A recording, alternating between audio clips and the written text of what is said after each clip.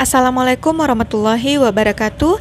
Hai adik-adik semua, kembali lagi dengan kakak di Lisvika Channel. Nah, pada video kali ini kakak akan share kepada adik-adik itu tentang prediksi soal SIMA UI 2020 terkhususnya untuk mapel biologi.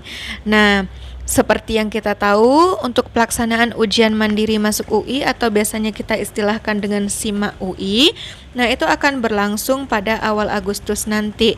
Nah, bagi adik-adik yang akan mengikuti SIMA UI, nah jangan lupa ikutin terus channel kami karena kami akan selalu memberikan update terbaru mengenai soal-soal prediksi SIMA UI, baik itu yang untuk Saintek ataupun yang untuk Soshum. Nah, pada video kali ini kakak akan membahaskan terlebih dahulu itu untuk mapel biologinya. Oke adik-adik, langsung saja kita lihat soal yang pertama. Nah, untuk soal yang pertama itu topiknya bicara tentang evolusi. Nah, evolusi itu adalah materi yang tidak akan pernah absen di ujian apapun. Nah, jadi di setiap ujian SIMA UI, apakah itu UTUL UGM atau pelaksanaan SBM sebelumnya, yang namanya materi evolusi itu akan selalu muncul. Nah, jadi di sini adik-adik harus menguasai kembali mengenai materi evolusi. Baiklah, kita lihat dulu untuk poin yang pertama. Katanya soalnya, faktor berikut mempercepat terbentuknya spesies baru kecuali A. Domestikasi, B. Hibridasi, C. Modifikasi, D. Isolasi, dan E. Seleksi. Nah, di sini yang ditanya yang kecuali ya, berarti yang salah. Nah, jawaban yang tepat itu adalah opsi yang C. Nah, kenapa opsi yang C? Oke, kakak jabarkan kenapa kita ngambilnya opsi yang C. Jadi di sini faktor yang mempengaruhi terbentuknya spesies baru atau biasanya kita sebut juga dengan istilah spesiasi itu ada 3 ya adik-adik. Yang pertama itu ada yang disebut dengan istilah domestikasi. Apa itu domestikasi? Domestikasi itu asal kata atau kata dasarnya itu adalah domestik.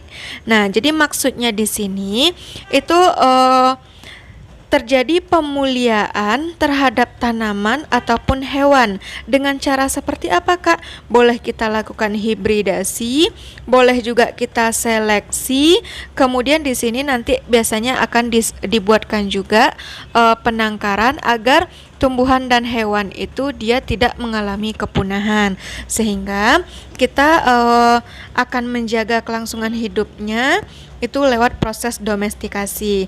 Nah, spesies baru yang muncul itu akan terjadi saat kita melakukan hibridasi atau perkawinan silang terhadap beberapa tumbuhan, biasanya sering dikawin silangkan ya adik-adik.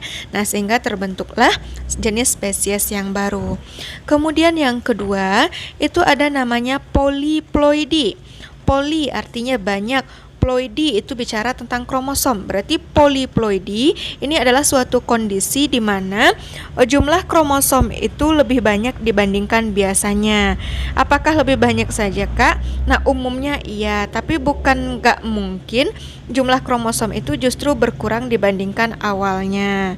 Kemudian yang ketiga itu ada istilahnya isolasi. Isolasi itu adalah faktor penghambat atau faktor pembatas. Misalkan suatu hewan yang sama itu dia habitatnya berbeda karena terpisahkan oleh, mungkin saja terpisah oleh sungai, danau, gunung. Nah, itu menyebabkan bentuk spesies atau ada beberapa ciri khusus yang dimiliki hewan tersebut itu ada perbedaan, padahal dia satu spesies yang sama. Nah, jadi di sini muncullah jenis spesies yang baru. Nah, itulah faktor-faktor yang mempengaruhi terbentuknya spesies baru atau proses spesiasi. Oke, kita lanjut yang kedua. Untuk soal yang kedua, ini materinya materi kelas 10 ya adik-adik, tentang bakteri. Nah, bakteri yang mengadakan simbiosis mutualisme dengan polong-polongan adalah. Nah, ingat lagi, simbiosis itu ada beberapa macam. Yang ditanya di sini adalah mutualisme. Kalau mutualisme itu berarti satu makhluk hidup itu diuntungkan, makhluk hidup yang lain juga diuntungkan. Artinya dia sama-sama menguntungkan. Nah, itu yang pertama yang perlu adik-adik garis bawahi. Yang kedua, polong-polongan. Nah, kalau udah lihat kata polong-polongan, itu sudah jelas jawabannya adalah yang A. Nah, karena leguminosarum itu merupakan arti atau menunjukkan kelompok dari polong-polongan. Nah, jadi bakteri yang bersimbiosis mutualisme dengan polong-polongan itu disebut dengan Rhizobium leguminosarum. Nah, itu dia ya adik-adik. Kemudian kalau opsi B dan C ini dia simbiosisnya bukan mutualisme, tapi di sini lebih ke parasitisme. Kalau Nitrosomonas dan Azotobacter, nah di sini dia itu berperan dalam proses daur nitrogen. Nah, itu dia ya. Sekarang kita lanjut untuk soal yang ketiga. Untuk soal yang ketiga, nah di sini bunyi soalnya adalah salah satu gas rumah kaca adalah CO atau karbon monoksida. Tinggi kadarnya karbon dioksida atau CO2 dapat menyebabkan terjadinya efek rumah kaca. Jenis tanaman yang paling diuntungkan dengan adanya peristiwa tersebut adalah, nah, berarti ini mengingat lagi pelajaran metabolisme kelas 12 ya adik-adik, khususnya untuk poin anabolisme. Nah, itu kan ada tumbuhan jenis tumbuhan C3, C4 sama CAM. Nah, jadi di sini kata kunci yang bisa adik garis bawahi itu adalah di situ terdapat kadar CO2 yang sangat tinggi. Tumbuhan mana sih yang habitatnya itu bisa hidup pada kadar CO2 yang tinggi? Itu adalah jenis tanaman C3.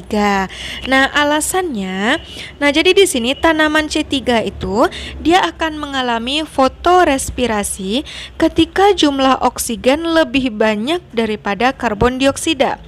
Nah, sedangkan efek rumah kaca itu merupakan peristiwa peningkatan karbon dioksida di atmosfer.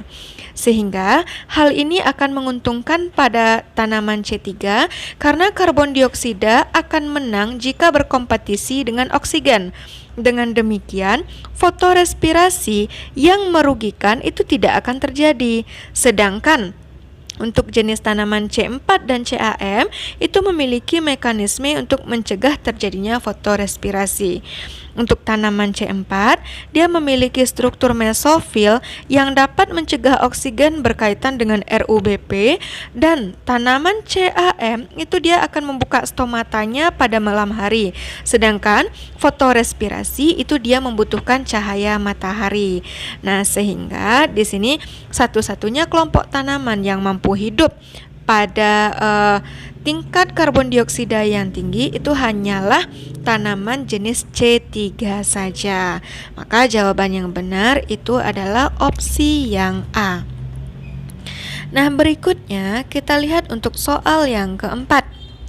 Nah, untuk soal yang keempat, nah ini bicara sebab akibat ya adik-adik. Nah, sebelum kita baca soalnya, ini kalau bicara pilihannya nanti, kalau opsi yang A itu adalah jika pernyataan 1 benar, pernyataan 2 benar, kemudian ada hubungan di antara kedua pernyataan tersebut. Kemudian kita akan pilih opsi yang B, jika pernyataan 1 benar, pernyataan 2 benar, namun tidak ada hubungan. Kemudian ada opsi yang C, jika pernyataan 1 benar, pernyataan 2 salah. Kemudian kita akan memilih opsi yang D, jika pernyataan 1 salah dan pernyataan 2-nya benar. Kemudian kita akan mengambil opsi yang E, jika pernyataan 1 dan 2 itu kedua-duanya salah. Nah, itu dia ya. Nah, sekarang kita masuk ke soalnya. Katanya di sini, peningkatan populasi alga. Ini berarti materi kelas 10 tentang ekosistem atau ekologi ya, adik-adik. Nah, katanya peningkatan populasi alga pada suatu perairan itu akan meningkatkan nilai BOD. Nah, sebab peningkatan populasi alga itu diikuti oleh peningkatan populasi mikroorganisme dekomposer. Nah, jadi gimanakah pernyataannya Kak? Apakah itu benar? Kita lihat dulu untuk pernyataan yang pertama. Katanya, peningkatan populasi alga pada suatu perairan itu akan meningkatkan nilai BOD. Nah, itu pernyataannya benar. Kemudian yang kedua, peningkatan populasi alga itu diikuti oleh peningkatan populasi mikroorganisme dekomposer. Nah, itu pernyataannya juga benar. Nah, dan di sini terdapat hubungan antara pernyataan satu dengan pernyataan yang kedua. Nah, berarti di sini jawaban yang benar itu adalah opsi yang A. Nah, untuk penjelasannya, di sini katanya peningkatan populasi alga itu akan meningkatkan jumlah populasi mikroorganisme dekomposer karena mikroorganisme itu membutuhkan oksigen dan alga dapat menyediakan oksigen dari hasil fotosintesis. Selain itu, mikroorganisme dekomposer itu akan menguraikan atau berperan dalam pembusukan alga yang sudah mati. Proses pembusukan oleh mikroorganisme ini membutuhkan oksigen sehingga akan meningkatkan BOD. BOD atau biasanya kita sebut juga dengan biochemical oxygen demand itu adalah suatu karakteristik yang menunjukkan jumlah oksigen terlarut yang diperlukan oleh mikroorganisme atau biasanya di sini bakteri untuk mengurai atau mendekomposisi bahan organik dalam dalam kondisi aerobik. Jadi, peningkatan populasi alga itu akan meningkatkan populasi mikroorganisme dan BOD pada suatu perairan. Sehingga pernyataan satu benar, pernyataan dua benar, dan keduanya menunjukkan hubungan sebab akibat. Maka pilihan yang tepat itu tadi jawabannya adalah yang A. Nah, terakhir untuk soal yang kelima. Untuk soal yang kelima ini dia bicara tentang sistem imun ya Adik-adik. Nah, jadi di sini dia bicara tentang sistem imun. Oke, katanya di sini pada individu yang memiliki gangguan kekebalan, vaksin inaktif lebih aman digunakan daripada vaksin aktif. Sebab vaksin inaktif mengandung virus yang tidak dapat bereplikasi. Nah, di sini untuk jawaban yang tepat itu adalah opsi yang A. Nah, kenapa yang A?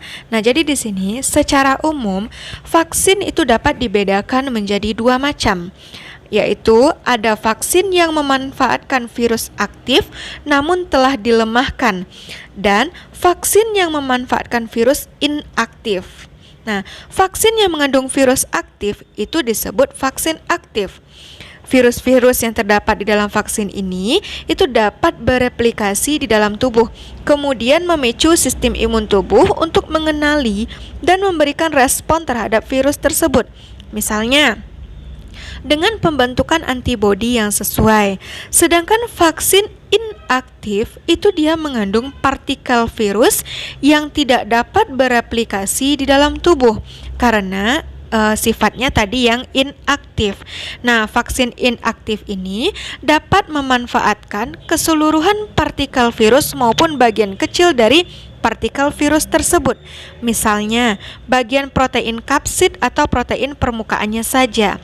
Karena mengandung virus yang tidak aktif bereplikasi, maka vaksin inaktif ini menjadi lebih aman digunakan pada tubuh yang mengalami gangguan kekebalan tubuh. Jadi, pernyataan pertama itu benar, yang kedua juga benar, kemudian keduanya menunjukkan adanya hubungan sebab akibat. Sehingga jawaban yang tepat untuk soal nomor 5 itu adalah opsi yang A. Nah, oke adik-adik, sekian dulu untuk pembahasan soal SIMA UI Mapel Biologi kita hari ini. Terima kasih kepada adik-adik semua yang selalu setia mengikuti channel kami. Bagi adik-adik yang belum subscribe, jangan lupa subscribe List Vika Channel. Kemudian jangan lupa like, komen, share, dan aktifkan lonceng notifikasinya agar adik-adik semua tidak ketinggalan informasi dari kami. Nah, kemudian kakak ingatkan lagi kepada adik-adik, di list Vika Channel di sini menyediakan seluruh kebutuhan adik-adik, baik itu bicara tentang materi SMP, materi SMA, baik itu jurusan IPA atau IPS, kemudian di sini kita juga akan selalu update seputar UTBK, kemudian tentang pelaksanaan ujian mandiri serta soal-soalnya, kemudian bicara tentang sekolah kedinasan serta beasiswa-beasiswa yang dapat adik-adik peroleh setelah adik-adik duduk di perkuliahan. Nah, jadi selalu ikuti channel kami agar adik-adik tidak ketinggalan setiap informasi terupdate-nya. Oke, adik-adik, jaga kesehatannya. Sekian dulu informasinya dari kakak. Kakak tutup dengan Assalamualaikum warahmatullahi wabarakatuh.